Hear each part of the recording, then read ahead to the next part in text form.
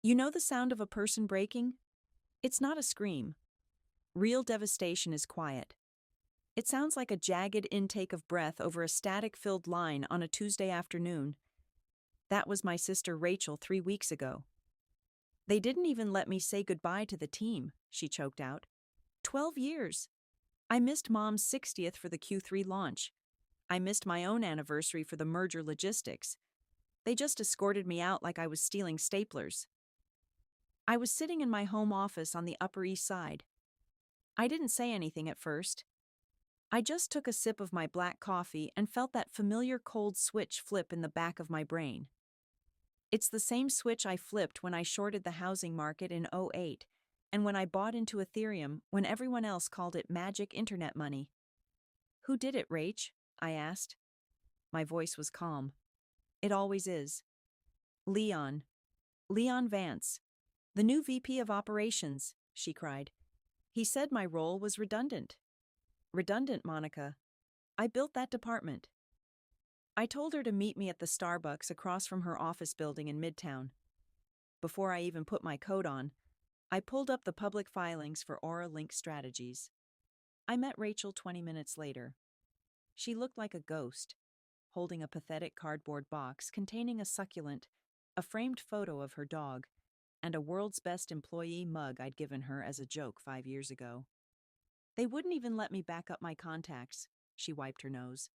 Leon stood there checking his watch while security watched me pack. Let's go back, I said. What? No, Monica. I can't. You forgot your charger, I lied. And I want to see this Leon. We walked into the lobby of Aura Link. It was one of those aggressively modern spaces. Too much brushed steel, not enough humanity. That's when he walked out. Leon Vance. He was wearing a suit that was too shiny, a tie that was too wide, and he walked with that strut that screams, I cheat on my taxes and my wife. Excuse me, Rachel said, her voice trembling. Mr. Vance, I think I left my... Leon didn't even stop walking. He just waved a hand in her direction without looking at her. HR handles lost and found, Rachel. You don't work here anymore. Clear the lobby. You're cluttering the aesthetic. I watched him go. I watched my sister shrink, her shoulders hunching forward. He's awful, she whispered. He's sloppy, I corrected. I looked around the lobby. Really looked. I saw the fraying carpet near the elevators, the cracked reception desk panel, the defeated employees walking in with their heads down. This wasn't a thriving company. This was a rotting carcass wrapped in a shiny logo. I pulled out my phone and checked stock performance over the last 6 months. It was a bloodbath. They were bleeding cash, had missed earnings targets for 3 consecutive quarters. The board was desperate. I took a picture of the board of directors list from the directory on the wall. You know, I said to Rachel, I've been looking for a new project. There's a misconception that hostile takeovers happen like they do in the movies. Shouting matches, frantic trading floors, dramatic music. In reality, a good takeover is boring. It's a slow suffocation. It's paperwork. It's silence. The next 2 weeks, I didn't sleep much. I turned my home office into a war room. Rachel was staying with me because I needed her knowledge. She knew where the bodies were buried at Aura Link. Who's the weak link on the board? I asked. Who needs money? Jenkins, the CFO. He's going through a nasty divorce. He's been liquidating assets for months. Perfect. I used Blue Heron Holdings, a shell company I'd registered in Delaware 3 years ago. Through my proxy, we offered Jenkins a 5% premium on his shares, cash, off-market transaction. He bid hard. Just like that, I owned 8% of the company. But 8% doesn't get you a chair at the table. I needed 51%. I started buying up the float, but carefully. I employed a strategy called iceberging. Thousands of small buy orders through 12 different brokerage accounts, all funneling back to 3 different trusts. Meanwhile, I needed eyes on the inside. Enter Darren, my courier. He's a kid from Queens, 22 years old, sharp as a tack. People look right through Darren. To corporate executives, he's just furniture that moves. I need you to take a job, I told him. Auralink uses a third-party messenger service. I bought that service yesterday. You're their new dedicated runner for the executive floor. Darren grinned. You want me to spy? I want you to listen. Every night Darren came to my apartment with a report. The news was better than I could have hoped. Leon wasn't just incompetent. He was actively burning the place down. He's firing the legacy engineers, Darren told me, replacing them with guys he knows from his fraternity. They spend 3 hours a day playing online poker in the conference room. What about the product roadmap? Delayed indefinitely. Leon told the marketing team to keep selling the Q4 release anyway. They're selling vaporware, Monica. This was critical information. I had a friend in financial journalism write a speculative piece about Auralink's delayed product launch. The morning the article dropped, Auralink stock dipped 12%. While the market was selling, I was buying. My stake went from 8% to 15%, then 22%. Then Darren called me from the building. Monica, something's happening. Leon just ordered rush catering for the boardroom tomorrow morning.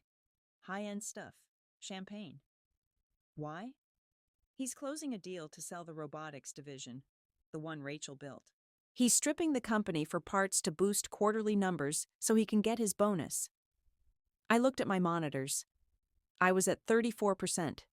Not enough. I need to get to 51% before he signs that deal. I have less than 24 hours.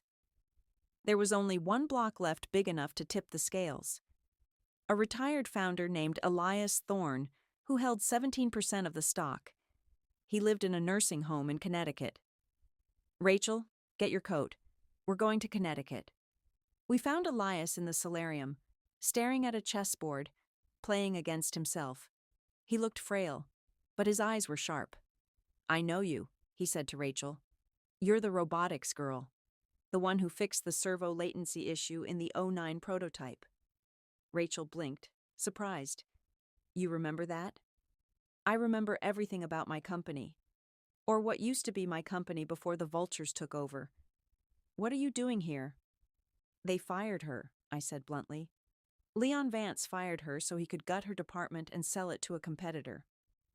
Elias's hand tightened on a chess piece. Vance, the one with the teeth. He's selling the robotics division tomorrow morning. Elias went still. That division is the soul of the company. I know. I've acquired 34% of the outstanding shares, Mr. Thorne. But I need your 17%. If you sell to me, I have the controlling interest. I can stop him. And who are you? Another vulture? I'm an investor. I like efficiency. I like profit. But I hate waste. And what Leon is doing is wasteful. Elias looked at Rachel. Can you run it? The division? I was running it before they cut my budget to buy new ergonomic chairs for the sales team. Elias cackled. Call my lawyer. I want to see Vance's head on a platter. 4 hours of frantic calls and wire transfers later, the confirmation pinged on my phone. I owned 51% of Auralink Strategies, but I didn't pop the champagne. Not yet. My phone buzzed. It was Darren. Monica, we have a problem. Leon moved the meeting up. It's not tomorrow. It's in an hour. He's doing a dinner closing with the buyers. They're in the building now. We were 2 hours away in Connecticut. Stall him, I commanded. How? I'm the delivery guy. I don't care if you have to pull the fire alarm, Darren. Do not let those papers get signed until I get there. According to Darren, the buyers, 3 serious-looking Germans, were heading to the executive elevator. Leon was with them. Darren was waiting inside the elevator with a cart full of mail. Hold the door, Leon barked as they approached. Darren looked Leon dead in the eye. He saw the disrespect, the weeks of being treated like furniture, and he saw the blinking light of the close door button. Darren didn't move. He just stood there looking at his clipboard. I said, hold the damn door, boy. Leon shouted. Darren looked up, gave a confused shrug, and let the door slide shut right in Leon's face. But Darren wasn't done. He used the master keycard I'd provided to lock out the 40th floor from the elevator bank. When Leon and the Germans got into the next elevator and pressed 40, nothing happened. They had to go to the 39th floor and walk up the stairs. Darren had accidentally spilled a gallon of industrial floor cleaner on the stairwell landing earlier. It was chaos. It was petty. It was beautiful. Rachel and I were speeding down I-95. "Drop me at the front," I told her. "I'm going in." I burst into the lobby. Eddie, the security guard, stood up. "Eddie," I said, not breaking stride.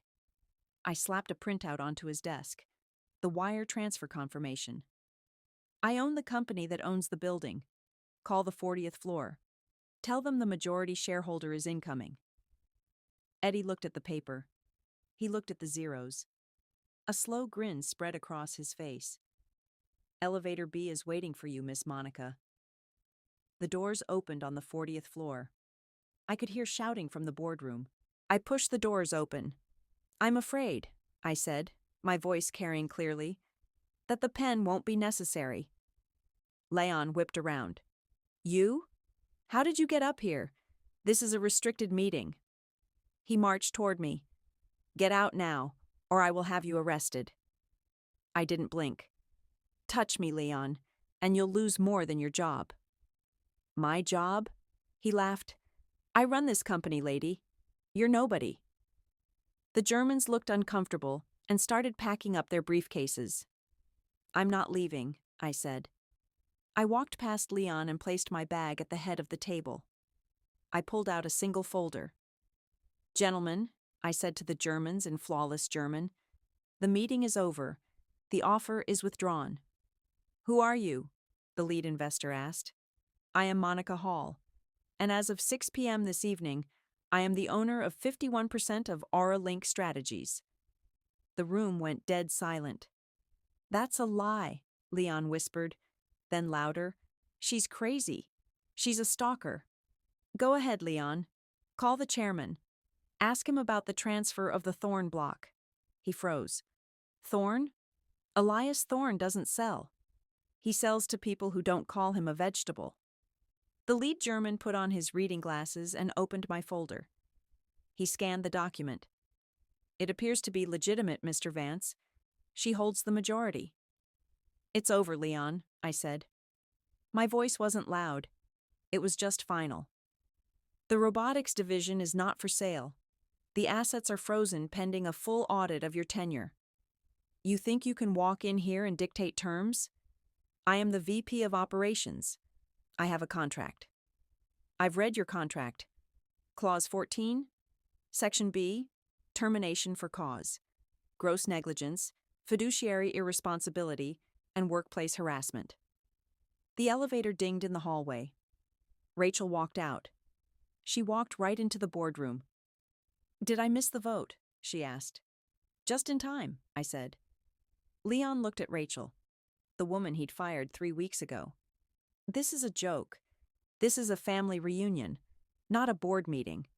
"It's a shareholder meeting," I corrected, "and since I am the majority shareholder, I'm calling a vote. Motion to remove Leon Vance from all executive duties, effective immediately." "Seconded," Rachel said. "Vote yes. Motion carries." I looked at Leon. "You're fired, Leon. Get your box. You have 5 minutes before I call Eddie to escort you out. And Leon, don't steal any staplers. There's a specific kind of silence that follows a public execution." Leon stood there for 10 seconds, processing the end of his career. He didn't scream. He didn't flip the table. He just deflated. "You'll hear from my lawyers," he muttered. "I look forward to it. I'm sure they'll want to discuss the expense account fraud we uncovered. Those client dinners in Vegas. The audit team is going to love those." Leon blanched. He walked out. The next morning, I called an all-hands meeting. "My name is Monica Hall. I am the new owner of Aura Link. Yesterday, The former VP attempted to sell the core of this company. That sale has been canceled. Leon Vance has been terminated for cause. A few people in the back actually cheered. Effective immediately, we're unfreezing the hiring budget for engineering. We're reinstating the 401k match. And we're bringing back the original cleaning staff at full wages. The applause was real. However, I said, we have work to do. But you won't be working for a man who treats you like furniture. You'll be working for her. I pointed to Rachel. Rachel is the new head of operations. The energy in the room shifted from fear to purpose. 3 months later, Auralink stock was up 40%. Rachel was working 80 hours a week, but she was happy. The robotics prototype was actually working. I got a package from the nursing home in Connecticut. Inside was a Black King chess piece and a note from Elias Thorne. Checkmate. I hadn't just saved a company. I'd vindicated an old man, saved my sister, and made myself about $12 million in unrealized gains. The money wasn't the point. The point was the look on Leon's face when the elevator doors didn't open. Where is Leon Vance now? Last I heard, he's consulting, which is code for unemployed and posting motivational quotes on LinkedIn. Rachel is the CEO of Auralink now. I step back to chairman of the board. I don't like the day-to-day. I like the hunt. People ask me if I feel bad about the deception, the shell companies, the ruthlessness. I tell them this. The corporate world is a jungle. There are lions and there are gazelles. Leon thought he was a lion because he roared loud. But he was just a hyena. I'm not a lion. I'm the climate. I don't roar. I just change the temperature until you can't survive. If there's a lesson here, it's this. Be nice to the delivery guy. Be nice to the receptionist. Be nice to the quiet sister in the lobby. Because you never know who's holding the keys to the elevator. And if you're ever in a boardroom and the door opens to reveal a woman holding a folder you didn't authorize, well, just remember to take the stairs. It's healthier. Stay sharp and hold the door.